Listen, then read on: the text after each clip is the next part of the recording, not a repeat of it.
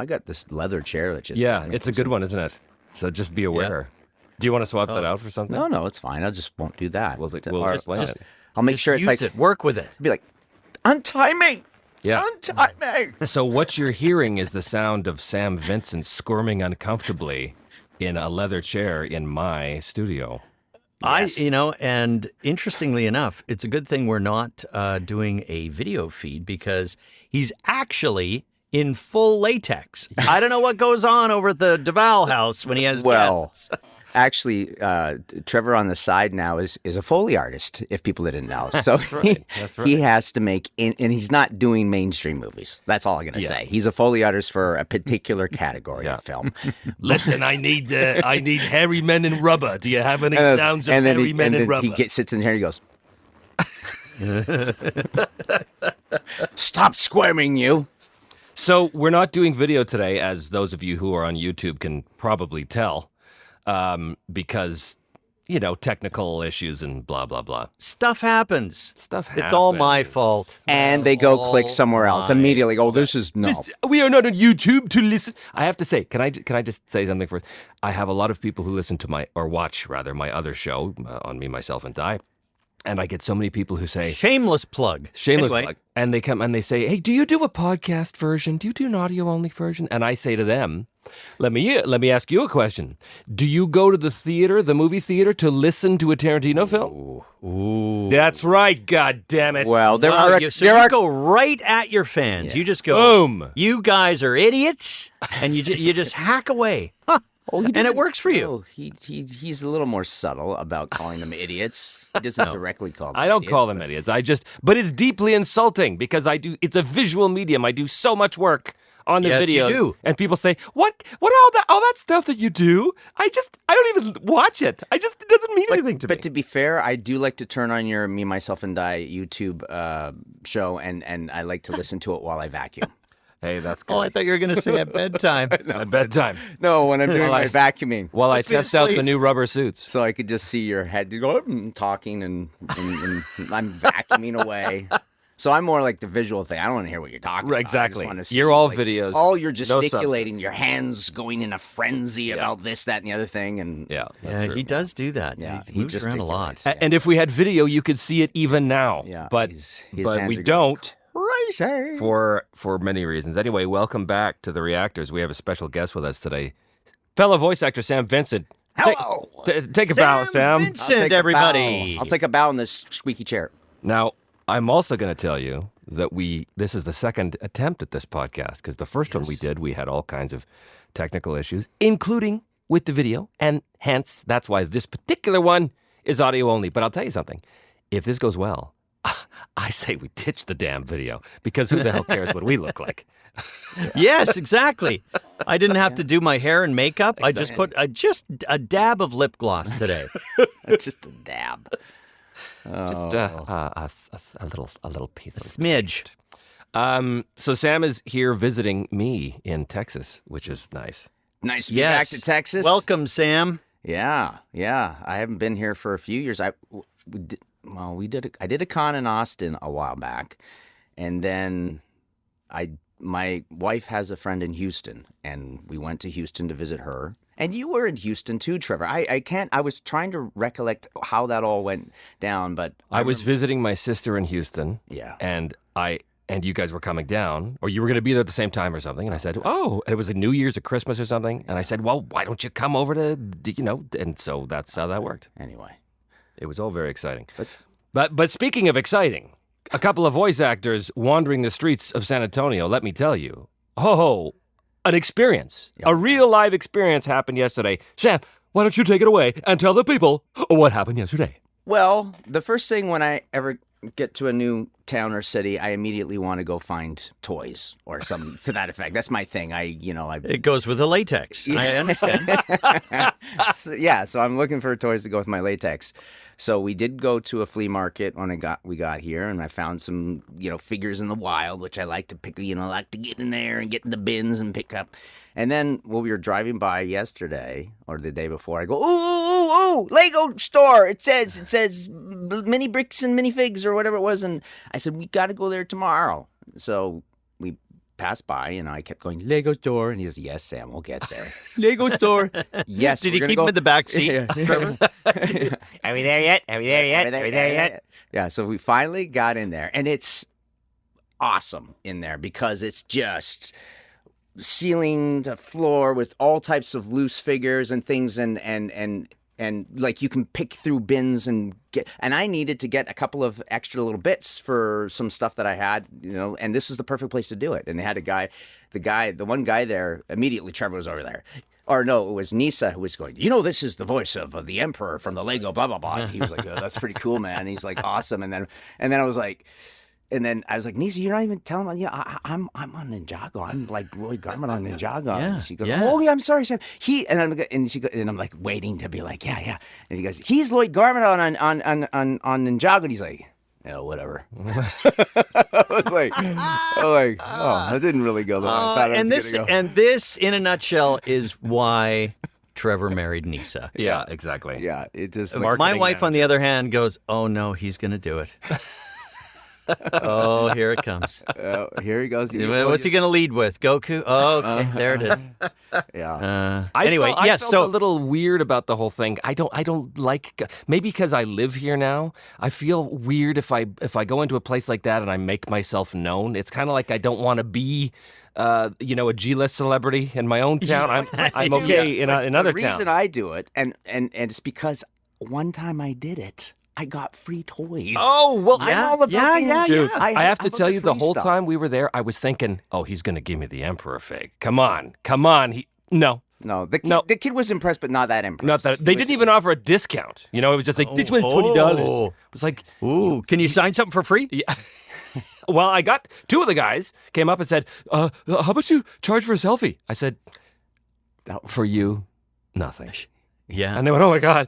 And so they did the thing. And I was like, that's okay. That's fine. I don't mind that. Your eyes kept darting over at the Lego figure? To the Lego figure going, that's what I want. That's what I'm here for. But that did happen to me one time in another Lego place, and it was on the island in Vancouver Island. I should say the island. That's so localized. The island. Yes. This is for a global audience. Yeah, I know, global audience. People in Dubai will not know what you're talking about. I was on the island. They're like, what, Jamaica? Like, no. Anyway, there's a little Lego brick store there, and this guy, he gave me, and it wasn't even my character, he gave me this Ghost Rider Lego car, and I like Ghost Rider. That's kind of a old school kind of 70s thing, maybe for people who know Ghost Rider. Anyway, but he gave me this Lego car, and it was kind of like, for all that you do for the kids.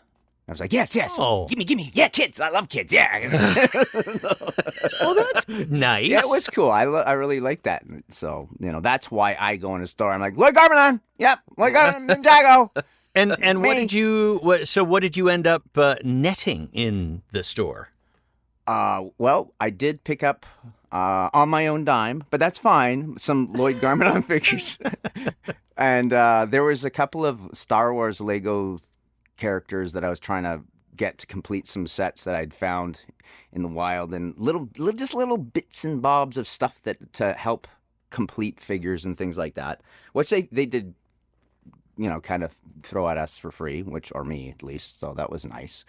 And you picked up what did you get? He got a Rocket Raccoon. I got a Rocket Raccoon and a Admiral Akbar. Two characters that was I cool. played. And that's a big deal. Yeah, it's fun. Anyway, that was our little brief experience of going in a world where somebody knew who we were. Yeah. Well, that's great. Yeah. Now, just backing up, beep, beep, beep, the old podcast truck here, we didn't properly introduce our guest. That's true. I mean, we're assuming that people know what things like what the island is. And, right. and we are, and Sam Vincent, and back to your comment on the what was it, G-list celebrities? Yeah, that's right. I like to say semi-famous. Semi-famous. Anyway, Sam is most well known for his role in the iconic Cartoon Network series Ed, and Another Ed, and Eddie.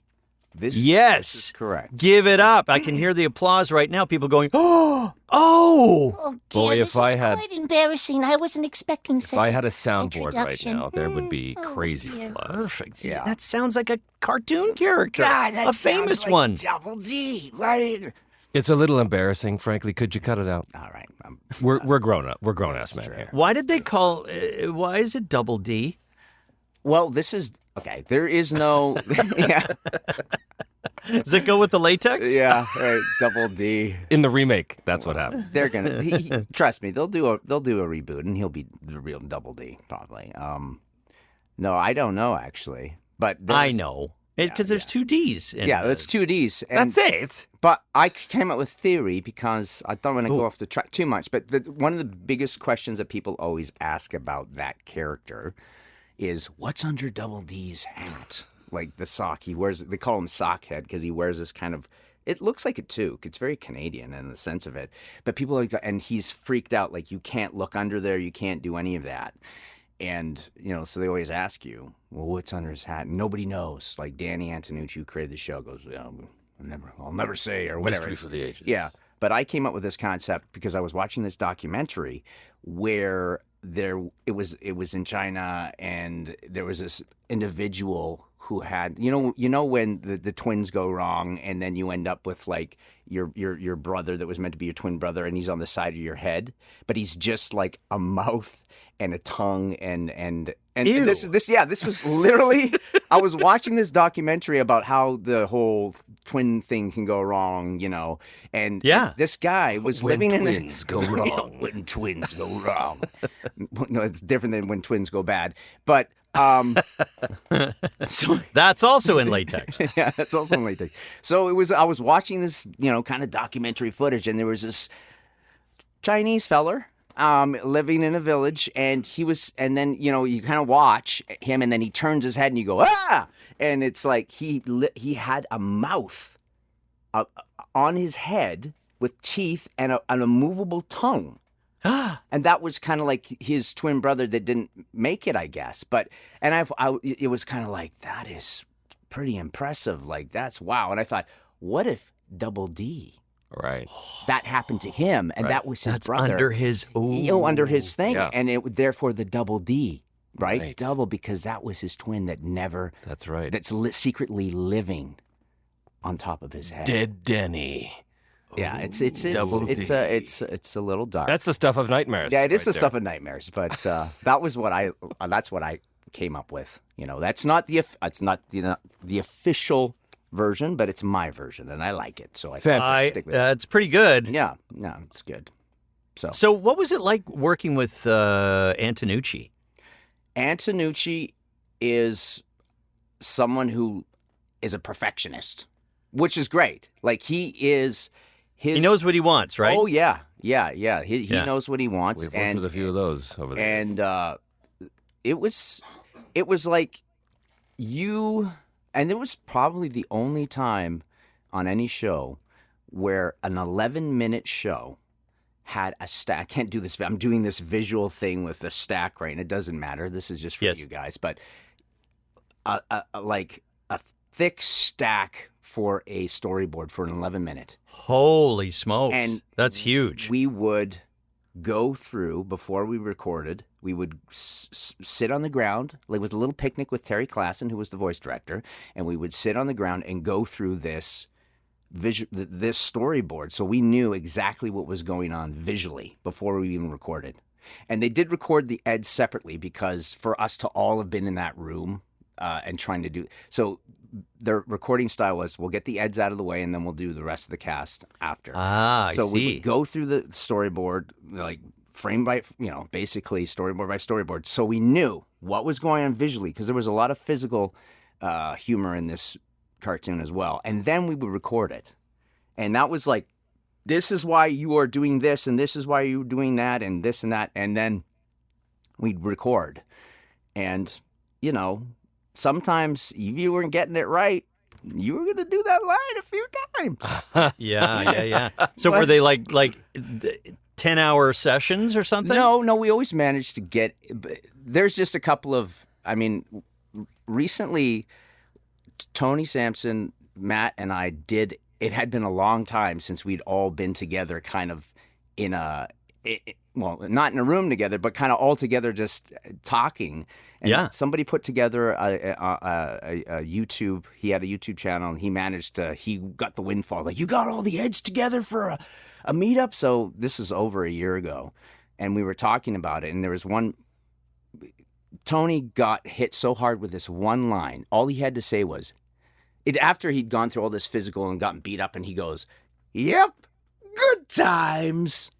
That's what he had to say. Yes. He probably had to do that line like maybe 80 to 100 times.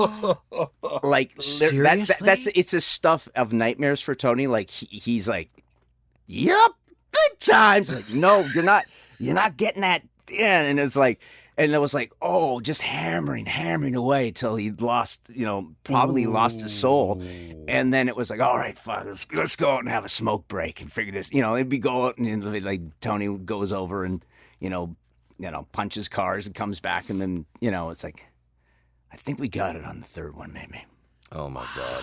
Something like, it's just like, anyway, like, I'm not saying, but there were a couple of times throughout the series where that happened, and it would be like, soul sucking for. It's frustrating because these creators know what they want, but none of that tedious actor interpretation gets in the way. None of that tedious putting your own You don't want stamp that. on it. You don't want that. You want a tyranny of creativity. It's just yours. These people are just puppets. They're just meat puppets. It's very frustrating sometimes. Yes. Well, Yeah. Hey. I think where that rears its head even more than animation, because I have to think hard to an animation example like Sam just described, because generally speaking, things flow pretty briskly, at least in recent memory. But commercials is where that really rears its head, because it's like the ad agency goes, "Hey, we're going to a recording studio today. It's like a field trip." And they're out for the day, and oh boy, sometimes that there's only a certain number of ways to say a line. There just is. Well, and I think you're talking about two different things where that can lead down to, like, a committee discussion about stuff where you're doing things a million different ways, and there's also the creator, to say positive things about Danny's creativity. He was the creator of the show. It was coming from a creator vision type thing, which isn't a lot of times with cartoons. It's not like it's by committee, like it's about toys, it's about this. Right. This was a creator who created this show, and he had a distinct idea and vision about how every character should be and should act and should talk and all this stuff. So you get into that too, like, and that doesn't happen so often in the stuff that I've worked on, really, where it's like a single vision kind of creator is kind of making sure that everything has the right, Often it's the exact opposite, where we're so far removed from even from the writers, that it's just like, the assembly line. Okay, got it. Let's go. Okay, got it. Let's go. We worked on Johnny Test together, Ian, you and I. Yeah. And Scott Fellows, the creator of that show, is very much like that. He's a singular vision, and he knew knows exactly what he wanted. Yeah. Now it's got to be like this. He knows exactly what he wants. Faster. Yeah. Faster. Yeah. I don't know. Just act better. It's funny when I hope Scott tunes in at some point, because every character kind of sounds like Scott. Yeah. Yeah, man. Okay. Hey, man. Come on. Yeah. Oh, that's so great. Faster. That's hilarious. We are often removed from the the writing process, the creative process. On F is for Family, we would always do the table reads with everybody, which was great. So you glorious. Could get a sense, totally, because you get a sense of what the writers are going for. I mean, that's the whole purpose of the table read. For those of you who don't know, it's so that we're performing the script in front of a live audience around a table, so that the writers can hear if the jokes are landing. So if the writers can hear that the timing of the bit is working, all that kind of stuff. It's really for them, not so much for us. But it's great for us anyway, because it's like theater. You get to perform live, which is fantastic. But on F is for Family, they were very, very, very, I don't want to say precious, but they were super tight with the dialogue, with the writing, because they put a lot of work into it. But they always allowed us to put our spin on it. And very often they would use that. You know, if we'd go in and we'd do a thing, and I'd say, let me do one more. And I'd do the thing, and they'd all laugh, and they'd go, oh, yeah, okay, yeah. And then that one would get in the show. So that was great when you get that little moment of, whereas I don't think Scott Fellows ever said, no, that's funnier than me. No, I don't think he ever, I don't think he ever said that. Yeah, that was nice. We're going to stick with mine. That was great. We're going to go with mine. Now, back to Sammy. Yeah. So where and like historically, when you started Ed, and Eddie, what year was that? Well, we're coming up on the 25th anniversary in 2024 of the first episode airing on Cartoon Network. So, do the math. You were 6 when you started, right? No, I was in my late 20s. I'm 51 now. 51 now. But yeah, it was my late 20s. And how where was that in your trajectory in terms of your voice career? Like, yeah, was that like your first big? Was it early gig? Or? I think it was one of the well, yeah, it was kind of like in the beginning of it, but I was already kind of getting established, but it wasn't like right in the thick of my career, but it was like kind of at the beginning when I was starting to get more and more success with just getting, because I started out in acting in high school, doing theater and then doing regular on-camera performances, and then a voice audition came up for an Ocean dub thing, and Doug Parker was the voice director. Doug Parker, wow. And that I was probably 19 at that time, and I didn't even know you could do cartoons. And I was like, oh my God. And I think I still remember that my first voice audition for that show was standing in front of Doug, and not even in a studio. Like literally, I like, maybe I'm not remembering this correctly, but I feel like I literally was in front of him auditioning without a microphone, just reading from a script. I could be wrong. That's the way I remember it. And that was my first audition ever, and I got it, and I went in and did dubbing, which I had no idea what the heck that was about. Like going into Ocean Studios for the first time and just trying to dub a cartoon. And I think it was called Dragon Warrior or something, but that was like 1990 or 1991. So maybe like 7 or 8 years later is when Ed and Eddie came along. Oh, so you'd been at it a long time before. Yeah, but I think previously to that I think it was after Bots Master that you and I did together, Ian. Yes. And previous to that, my first prelay ever was Bucky O'Hare and the Toad Wars. Bucky O'Hare and the Toad Wars. That was my first ever prelay, and it was with Wally Burr. It was the only time I ever voice directed with Wally Burr. So I got I got to experience that, and it was. Could you hear the blender in the background doing his juice cleanses and stuff? Oh no. Honestly, I was. Do it again. No, I was just trying to figure out what the heck voice acting was about at that point. I was the little robot on the show, because that was at that stage in my career. I was like, my strategy was look at all these casts of characters and pick one thing that you think you got a shot at, and it was always usually a little robot or a little elf or something. I said, this is what I'm going to focus on. So that was my strategy, and I got the little robot, AFC Blinky, and I was in the room with like Gary Chalk and Richard Newman, and Scott was in there. Titans. And yeah, well, for me it was like everybody was older, and Dale Wilson was in there. So it was all it was all those guys, and for me I think I was like maybe 19 or 20, and for me it was just trying to figure out what the heck I'm doing, and watching everybody else do what they were doing, and it was fun. It was learning on the job. Yeah, that was learning on the job is something that's just so rare now. Like for us to have had that opportunity, it was amazing to learn on the job. you know. But that's the way it was. I remember the first time I did a dub, and the first time you hear those 3 beeps, and you think, oh my God, what is this? Beep, beep, beep, what do I do?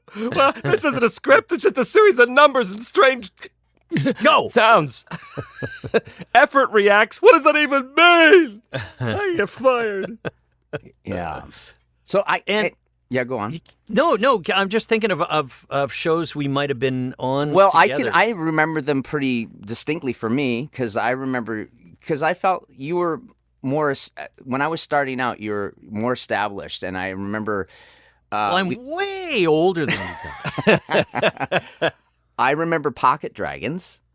Yes. You remember Pocket Dragons? That was one. I think Yes. that was. I don't know if that was before Botsmaster or not, but I remember working with you on Pocket Dragons very distinctly, and that I think it was the first time I worked with Kathleen Barr and some of the big names in Vancouver too. So that was an interesting show, and that was back, and I think that was a Deke production, maybe. I'm not sure. I think Yeah. so. It was kind of like a Pocket Dragons was sort of like a Care Bears. Yeah, it was a Hallmark. Maybe it was a Hallmark IP or something. Because there had been a whole thing with a bunch of statuettes and things that people sold, and That's then right. yeah, and so I was Specs with the glass. I was always gonna have glasses, and or something like that, and Yes. and you were the. I Smart, was Filbert.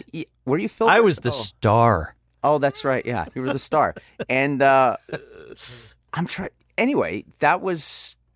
Yeah, I that just was, looked it up. I wouldn't have remembered. But it's one season. Get this, Devall. Yes. Number of seasons, 1.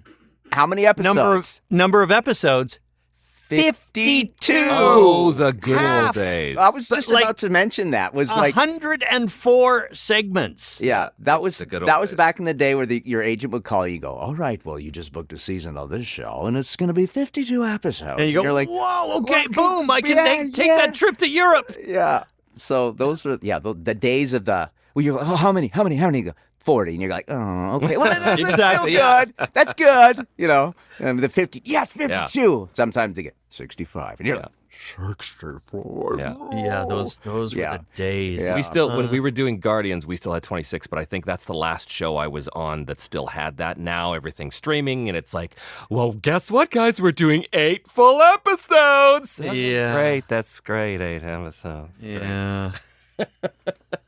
Well, another show that I know you were in, but I can't remember what you did, was a little something called Being Ian. Was a little something. Being Ian. I think I only did a guest star in that show. Yeah. Yeah, Yeah, I did- but I know we had you. Are you going to be mad if I don't remember the name of the character? It's like, Not at all. It's my show. I hardly remember the show, for goodness sakes. But there's one. This is a bit of Canadian lore, and we've talked about this too, in other conversations where it's very interesting. Even with the immediacy of the internet and people, the fan base for everything now has like a niche. It takes a long time for shows that were aimed at young kids to really reach the critical mass of, Right. that was Yeah. my childhood, that Yeah. kind of thing. Well, yeah, we're entering that phase now, I think. Absolutely. And you have to be very, very, very comfortable. We have to be as actors with nostalgia because Yeah. like these, for example, Being Ian, we did 60 some episodes over 3 seasons, but still. And then like 2 or 3 kind of movie things. And you don't really know. I mean, like people, obviously we got more seasons of it and it was successful, but I don't know if anyone's really watching it. But now Yeah. people come up to me, at a convention and they're looking at the list of things and they go, oh, I remember that show. And especially in Canada, like I get it a lot in Canada because it was big in Canada, YTV. Yeah. So anyway, it's just interesting. But some other ones, like I've never had a pocket dragon person No. ever. They're It's just, they're probably out there, but, I'm sure they are. So I'm glad I'm not the only one that's found myself in this conundrum, this phenomenon, where the show you think is going to be huge, and nobody cares. Yep. I mean, obviously people care, but not the fans coming up to you going, "Oh, Lego Emperor Palpatine is the greatest thing." I do get that. I get fan mail, so I know people like it, but never at cons. They never come up. It's always some obscure anime character I did. I had 3 lines in an anime series 20 years ago, and they're like, "Oh yeah, you were my favorite character." I'm like, "This wasn't even a character. He was barely an extra." But to them, oh wow, it's the biggest thing in the world. Well, let's segue from that to, you did something and you don't even know if people liked it or responded to it, to you did something and you thought it was going to be the best thing since sliced bread, and it didn't even get out there. Oh, yes. And that brings us to how Oh. I worked with Trevor Devall for the first time. That is true. Trevor actually was the reason for destroying a whole series. And That's- this it was is me. very interesting. Oh, my. No. Oh, my, No. do tell. Yeah, do tell. I like to leave my mark on the industry. Well, my first series, I crapped the bed and they canceled the whole thing. My performance was so bad, they canceled the entire series. Yeah, it was a rainy September day in the year 2000. We did a show called The Lost Continent. It was my very first show ever. And it was only my second audition. I had done one audition before that for a little show called Spider-Man, for a little role called Spider-Man, and I didn't get that. But then a month later, they auditioned for this Lost Continent thing, and I got it, and it was basically one of the leads, sort of the sidekick to Sam's lead character. This 12th century British knight named Sir Geoffrey de Belvedere. And I did something like that. But we did the show. We did 26 episodes in 3 months, and it was great because it was that classic old school 80s boys action adventure fantasy kind of thing. Yeah. Just like the stuff that I was watching back then as a younger person. And it was so great to talk about learning on the job. Oh my God, because I'm in the room with Sam and David Kay was on that. Who were Saffron Henderson? Saffron Henderson She was playing one of the leads. pirate. Right? Ted Cole was Cole's the samurai. The samurai. Everybody did a guest, like Brian Dobson. Drummond did that. Paul Dobson was on that. Where everybody did they record that? At Ocean. At Ocean. Oh, yeah. I had retired from Ocean at that point. I was persona non grata. But it was great. It was so much fun. We did 26 episodes in like 3 months, which was very, very fast. Yes. And then they, at the wrap party, they were like, well, yeah, that's it. We ran out of money. We're like, what? What? Good thing we got paid. It was, Yeah, no kidding. Yeah, we got paid. That was fine. But it was like, and this was my first time playing a lead kind of human young hero. For me, that was exciting because basically the description is that he's like a young Indiana Jones. And I was like, yes, I love, you're so excited. I'm going to be the lead hero guy. And it was my first opportunity to do that. And it was so much fun. And then it was like a little bit of a kick in the, that cojones to go like, I'm never going to see that. Especially, and that was my very first show, which I will no. never see. And that's a real. Well, it didn't hurt your career. No, it didn't. It didn't. No. In fact, it obviously, what Vancouver was like at that time, very, very small community. As soon as somebody comes along who gets it, suddenly phones are ringing and people are going, hey, there's a new guy in town. You got to bring him in. You see this? Oh, my God. Yeah. And, like I used to say to my students, the newspaper starts spinning at the screen. New guy in town. Yeah. You got to see it. guy in town. And but my career didn't actually really start off for real until 2004 on a little show that Sam and I did together called. Do you know it? Are you talking to me? I'm talking to you. I was like, I don't know. Is it the Dragon Booster? Oh show? wait, no. Were you even on that? Maybe I'm misremembering. Dragon Booster? No, no, I was on it. I had like that was my first. I don't know. Was that a Nerdcore show? That was their first show. That's right. That Dragon was their Booster. first. I mean, I had a very good run with Nerdcore. Oh, over but the years, after that, it was after Dragon Booster. That's right. I went on to do other. The You first did show, the Slug no, Terra. it was Slug Terra, and it was also Stormhawks. That was my first That was their time next being the one. lead. But so I did a couple of guest things. That's on- right. It on was that. Matt Hill. It was Matt Hill. Matt who was the main lead on guy that. Yeah, Matt was the lead Right. on that, and you were the main villain. I was the main villain on that one. And I actually remember when that happened.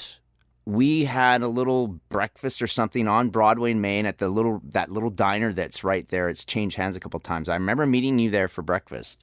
one time, and you said, "Oh, well, I'm the lead guy on the Dragon Booster thing, man." I was like, "Oh, that's awesome, dude. That's awesome." And it was like, because it was like another regular gig on that show. Yeah. So that was cool. Yeah. Yeah, that was a big step because that was, I mean, I had been working, but it was a lot of anime stuff. It was a lot of little guest star stuff. But that was the first time I sort of hit the Vancouver scene as like, oh, this is one of the main, this is a guy we can really bring into the fold now. So that was a big turning point for me. But that's another show that you know, occasionally someone at a con will come up to me with a picture, and I'll be like, oh, I'm very appreciative of that because that was a milestone for me.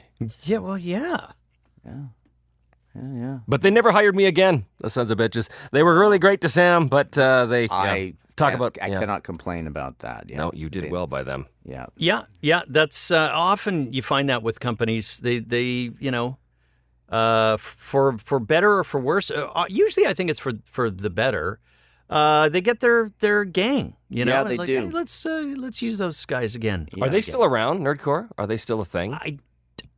Well, no, they basically I don't when think it was so. Studio B bought their IP, like Ace sold. I he believe he sold. sold the Nerdcore IP, all the shows to when it was still Studio B at the time, Oh, okay. and got out. I don't know. I hadn't talked to Ace for a while, but he was just like Yeah, I haven't seen Ace flying helicopters, and Ace doing all sorts 50. of things. Yeah. Hey, Sipke, that's right. So, I think the current version of Wild Brain, which used to be Studio B, I mean, it's all. I think they own the whole library of Nerdcore stuff, and they did some really interesting shows, fun shows. So who knows? Yeah, what was it? Slug. Slugterra. We did one show that was the first time in my career. It was called Endangered Species, and we did a few of them. Oh. And it was just 3 animals. It was the greatest thing. Because it was myself, Lee Tokar, and Tabitha, Oh, right. we went in for some concept kind of pre-piloty type thing, and I guess Ace liked us enough to say, okay, we want to develop these characters with you guys. Like, this never happens where you're like, you guys are the guys, and we're going to just run some improv, and we're going to create these characters and flesh them out a bit. And I remember going in for a session to do that. And I was this kind of Spanish squirrel who was very serious about everything, and we all lived in a stump together. So like, you have to do this and properly like this. And then Lee was like the goofy seagull guy who was really dumb, and then Tabitha was the happy bunny that's just all shite and briny and bright and shiny and just like Shite and briny. shite and briny. Briny. That's a different. Oh, I show. like that. She was all shite and briny. That's a seagull. Did she? Yeah. She didn't No, play she the was- seagull. No. That's the she-gull was shite and briny, and she was bright and shiny. I'm getting it all mixed up. But and she was the troublemaker in the stump. We all lived in a stump, and we would go on these little adventures and 11-minute episodes. But it was like an ode to the classic. It wasn't about anything but just good cartoon wacky adventures. And that was just a fun thing to be a part of because, you know, you were there from the concept and fleshing the characters out and then recording them all. It was great, but it didn't hit. It just kind of disappeared. But it was fun to do. And yeah, We get these questions all the time. Well, you know, you've got the marquee famous characters that you created. What's your personal favorite character that you performed? Ooh. Well, I'll Double D is definitely up there, and and it is, maybe it's because it's become a little bit iconic and it's now it's multi-generational for people. Like, there's a lot of kids with the internet, because it is a 25-year-old cartoon, but there's a lot of, and then I think HBO Max picked it up. So there's a new generation of people who are getting, that'll make a big difference. yeah. So they're starting to, like, there's some hardcore Ed and Eddie fans that are, 20, in their 20s, which is fantastic, and younger than that. Obviously, this is a show that you worked with me. Baby Looney Tunes was. Oh yes, we haven't even talked about Big Looney Tunes. That was a huge kind of milestone for me too, is because I was playing Baby Bugs, Daffy, and Tweety. And Is that all? That's it. I was like, what? No Sylvester, no Chaz. Screw this show. I'm out. No, it was amazing. I was like, I remember Doug Parker was the casting director. Doug Parker is this very prominent kind of name that comes up in my career. Just my first audition ever for a show. And he was the guy doing He the was casting. instrumental, man. Yeah, He was yeah. there at the beginning. Yeah, and he was the initial casting for Baby Looney Tunes. And I remember going, you go, oh my God, these are iconic characters. Oh my gosh. Maybe I was young enough not to care that much, but you're so, you go, you kind of have the, I'll do it. No problem. Like maybe if I'd done a little bit more in my career, I'd be like, I can't, no, it couldn't possibly. It's Bugs Bunny, it's Daffy, it's Tweety. This is impossible. No. But I, did it. And when I heard that, I was like on the phone with my agent. He goes, so a little good news for you. I'm like, yeah. You're Baby Bugs. I'm like, yeah. And I'm like, yes. You're Baby Daffy. I'm like, Baby Daffy? No. And I'm like, what? No. You're Baby Tweety as well. I'm like, what? This is mind blown. So what I loved about that show, because I was in that show too, for everyone. guys, to give us a little sample of the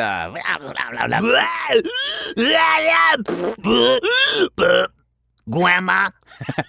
Granny. Every Talent line. right there. Every single pure line. gold, people. Pure Pure gold.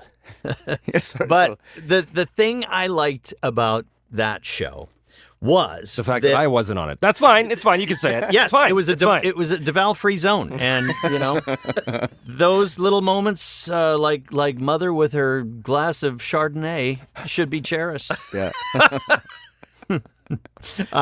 But the thing that I liked about that show is, even though it was they were iconic characters, we to some extent we felt like we were creating something new. So it wasn't strictly, hey, can you sound exactly like XYZ? Yeah. Which is, it puts you in a box. Oh, yeah. And, there's people that are really good at it. But, Yeah. it's this, I'm just going to admit it. It's the ego. You go, yeah, but I didn't really create that, did I? Yeah.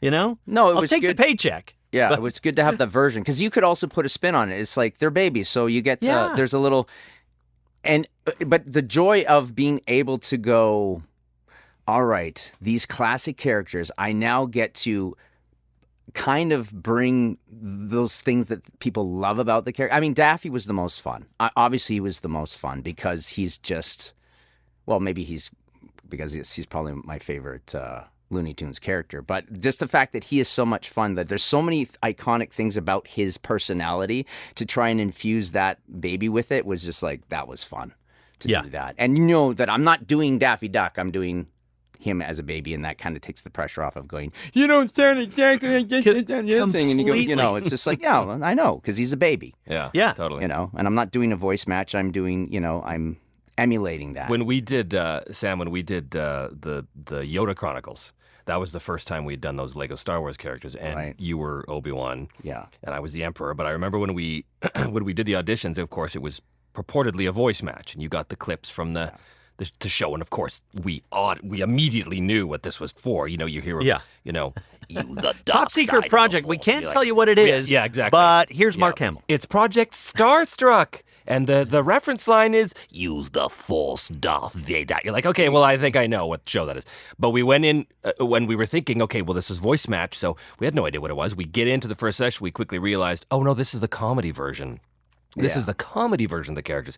So suddenly we had license to sort of play and develop those characters. And that was super freeing, too, because you go in, just like I would imagine you did with the Baby Looney Tunes thing at the beginning, going, well, I gotta get this right. Yeah. But then you go, oh, wait a minute. No. They hired me to do a version of this. So we have some freedom to play, which is nice. It is nice. It is. It's actors. Join us next week on Actor Talk. Yeah, which is what we said we wouldn't do in this podcast, and here we are. Look, 45 Trevor, minutes. you told me we were going to talk about do-it-yourself plumbing when I came on there. We haven't talked about it at all.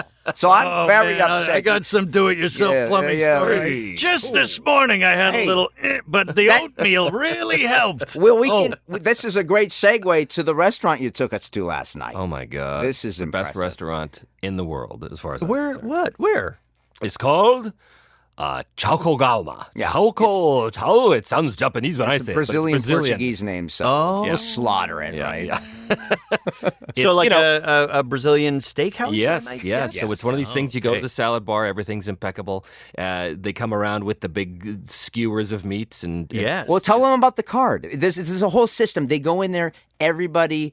It's like you're paying good money to be served well. It's crazy, Imagine right? And you that. do pay good money, but that's not the point. The point is, I was like, now I know what it feels like to be a really beautiful woman, because that was like the amount of attention and detail I was getting in there. It was like the minute you come in, they pull out your seat, you sit down, you have this little card. And on one side it's green, and the other side it's red. And you keep it red because green. when you Oh, yeah, red, right. you keep it red on the table, because the minute you flip it over to green, it starts to happen. So you and they kind of warned us about this. They said, okay, listen, guys, the salad bar, it's amazing, all this kind of beautiful stuff, but don't go heavy on it, because you do not want to get full on that salad bar. So they kind of trained us, because they went one time before and they made the mistake of just piling on the salad bar. So you get your, so we, kind of casually went around this beautiful salad bar, got our little stuff, a little plate. And then, and we all kind of like dabbed our lips. Go, that was nice. And they go, are you guys ready? And I go, yeah, flip it over. And you flip that card over, and all of a sudden, they swarm on you. Oh, yeah. Yeah. Really impeccable, well-dressed people, and they're bringing you all, would you like to try some of this? And you go, Yes. yes, I would. And wrapped boom. in bacon. And then- Would you like some top sirloin? Would you like some this? and it's just every kind of conceivable, beautiful kind of meat. Carnivore's paradise. Oh yeah, yeah. And you just sit there, and then you're, and then you go, turn the card over if you don't want them to come to you, and you go, yeah, right, and then you turn it over to the stop, and then take a little break. And meanwhile, all of the management team is coming up to you. Never enough to be annoying, but always coming up to say, is there anything else we can get you specifically you're looking for? How was your meal today? Is there anything we can do? And like one of the owners of the place, like an actual like restaurant. an actual it's- restaurant. yeah, it's One of the crazy. owners came up, remember, and he was like, "So, which one is your favorite?" Well, I like this one. Oh, yes, that's very tender. You know what it reminds me the most? And he's telling us a story about the most tender meat he had, or the most exotic meat, was actually horse meat in some country somewhere. And he's In telling Greece, us this I whole believe. story. Yeah, it was Greece. That was right. And it was just like, this is good. And then he's like, enjoy your meal. If there's anything you need, just let us know. And it's just the best. We've been there a couple times now. I just, The first time I ever experienced that, and maybe the only time, was in Rio de Janeiro. You went to the And 'cause place. it's the a origin. thing. The source. Yeah. It's like the thing. And they had I think it was called Porco's, or something like that. But basically the logo was a pig. And Well, that's appropriate. Same kind of thing. But they had these wooden, they look like coasters. And Yeah. the same deal, right? Yeah. Flip it over if you keep it coming. Yeah. Flip it back. Yeah. So that was a fun evening of overindulging. Yes. Oh, God, And yeah. then to top it off, we had to have dessert. You gotta 'cause have the can't giant leave cheesecake. without just feeling like. And they do the whole thing. They can do the flaming desserts, Oh, and yeah. they've got this booze cart that goes around. You can order all kinds of crazy exotic things, and they're really well known there for the caparinas. Is that what it's called? It's sort of that- Caparinas. yeah, caparina. They're just fantastic, and they just keep them coming if you so want. It's the best. I love that place so much. It's not cheap, but it's also not the most expensive place in the world. Yeah, and all things considered, when you think about what it would be like the price point per person, you go, yeah. This Yeah, is kind of it's what like- you expect to pay this for is- this kind of service and this kind of food. Yeah, So and not it's bad. top quality service, Yeah. top quality food. You're paying that going, you know what? This is money well spent. Take this money. Take it. Continue doing what you do. Maybe we should do a value for money podcast. Value for money. This is worth it. That was worth it. Now, here's another thing. When you get raisins, it's best to get them in bulk because they've got a little zip tag thing. You seal it and they don't dry out. And that, my friends, is value for money. Thanks for listening to the ReActors. Maybe not the whole podcast, maybe just like a 5-minute segment. When Right. now let's go to our sponsor. Right. Value It would be, for yeah, it money. would be like the Andy Rooney segment at the end of 60 Minutes. Do you need value for your money? Have you tried Costco here? Oh, and Devall with the deep cut into the Andy Rooney impersonation. Yes.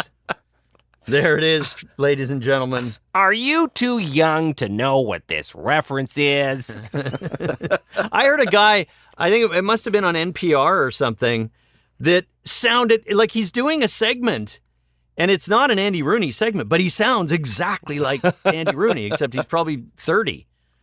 Just rah, rah, rah, rah, rah, rah, rah, rah, rah, rah, rah. There was That's a all it sounds like podcast to me. that I did a little while ago that they sent me a copy of, and at one point at the beginning, I started doing the Carson thing, and just for some reason there it was, and the host said, "Wow, that is a perfect impersonation of someone no one who listens to this is going to know who it is." I was like, "But you know." Yes. That's all that counted. People know. People know. People know Sam Vincent, everyone. Sam Vincent. Dude. Hi. Oh, that's Our right. guest of honor Again, today. applause and on the first soundboard. guest. First we didn't guest. mention that. That's right. First First guest guest. ever. Yes. First, and maybe only they're going to have a discussion after podcast. Say, how did that go? Was that good? I think we should just lose the extra people and just be. I think it's going to be the opposite. It's going to be, could you please have more guests on? You two are boring. We need someone interesting. Now, what's really going to happen is Trevor's going to go, upon reflection, I'm just going to cut out all of Ian's lines and all of Sam's lines, and I'm just going to stick with my stories. There's a podcast. There it is. Yes. There it is. It takes a lot of work to do that, but I'm willing to put in the effort. My ego can take it. Oh. God. Well, that was fun. Yeah. And I think long enough where I've got, 50 odd minutes here. That's Yeah. pretty good. I think so, too. So video free.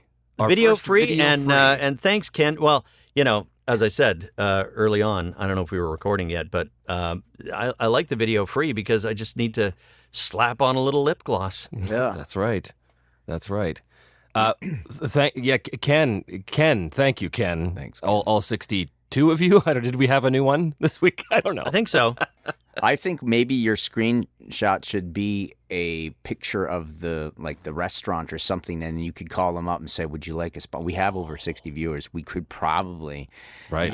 get you a little promo. See, there's during our Sammy podcast, thinking right. like a businessman. Yeah, put like the it. restaurant up or something like that, restaurant logo, or even like maybe it. the bricks and minifigs place at the Lego place. See? That'd be Yes. fun. Look at this. Bricks, There you go. this is like the.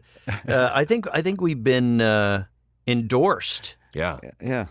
I think Sam's our new We're marketing manager. influencers. The new ReActors marketing manager. ladies and gentlemen. Yes. Well, you gotta monetize, guys. Gotta monetize.